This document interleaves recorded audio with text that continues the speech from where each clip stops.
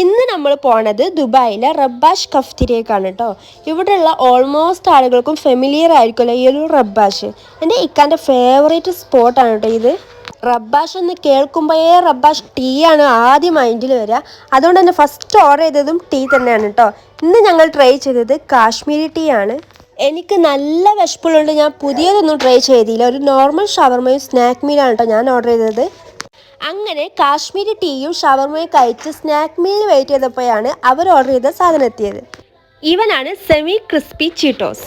കൈയിട്ട് വാരി തിന്നുന്ന ശീലമുള്ളതുകൊണ്ട് ഞാനൊന്ന് അതിനടുത്ത് കഴിച്ചു. അടിപൊളി ടേസ്റ്റായിരുന്നു കേട്ടോ. ഒരു സ്പൈസി ആൻഡ് സ്വീറ്റി ടേസ്റ്റാണ് അതിനുള്ളത്. പക്ഷേ ഒരാൾക്ക് രണ്ടെണ്ണം കഴിക്കാനുള്ള കപ്പാസിറ്റി ഒന്നും ഉണ്ടാവില്ല. അതുകൊണ്ട് തന്നെ വയറ് ഫുള്ളായതുകൊണ്ട് സ്നാക്ക് മീൽ നമ്മൾ പാർസലാക്കി എടുത്തിട്ടുണ്ട് കേട്ടോ.